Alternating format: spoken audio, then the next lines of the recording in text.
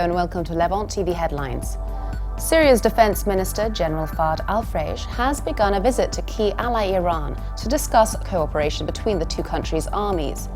Gulf Arab leaders will meet in Saudi Arabia next week to prepare for a May summit with US President Barack Obama, with the summit expected to touch on Iran's nuclear program and developments in Yemen. A security official in Saudi Arabia says a soldier has been killed and another wounded in a gunfight with Houthi rebels along the kingdom's southern border with Yemen. US top diplomat John Kerry met his Iranian counterpart yesterday, hoping to push forward tough nuclear negotiations as they reach the final phase, but also aiming to ease unrest in Yemen.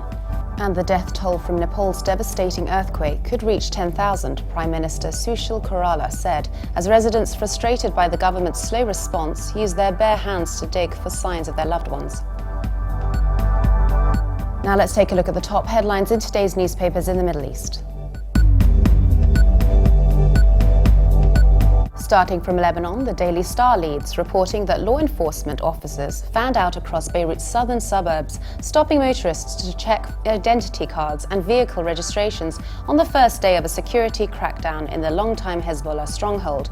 The paper also reports that shopkeepers briefly shut down their businesses and staged a sit-in at the entrance to the city centre in Baalbek to protest against extortion and threats from armed outlaws.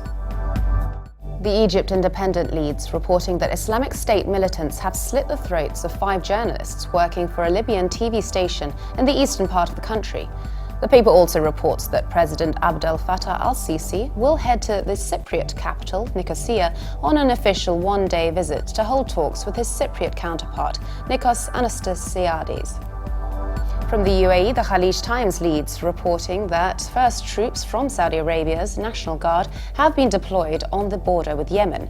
The paper also reports that a group of Nepali housemaids in Dubai, many of whom have lost their family members in the earthquake, has sent out plea for rescue and relief in their villages in the far-flung mountain ranges of Nepal's border with China.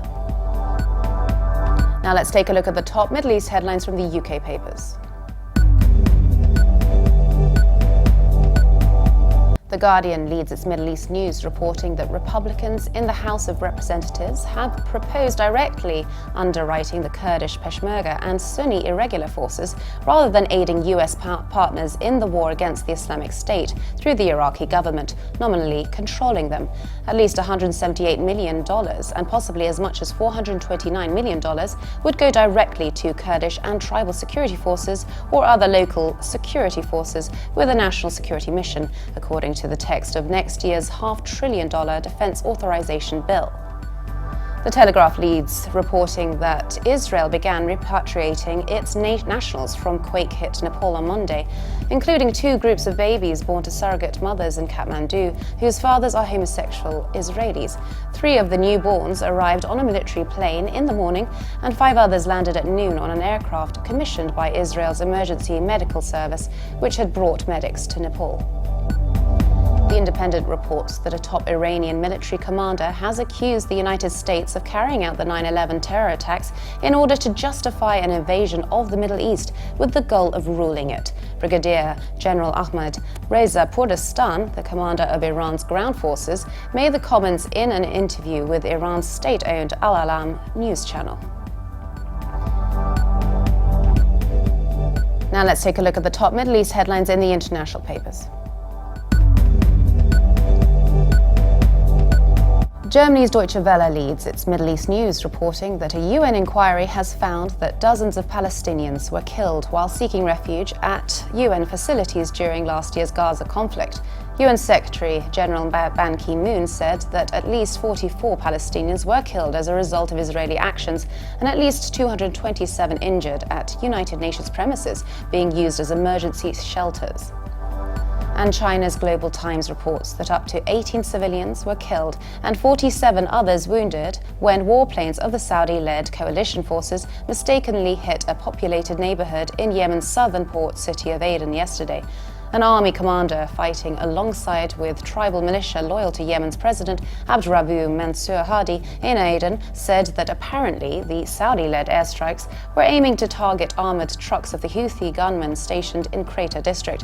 But unfortunately the raids mistook its target and hit residential buildings. And for more updates, please visit Lebanon.tv.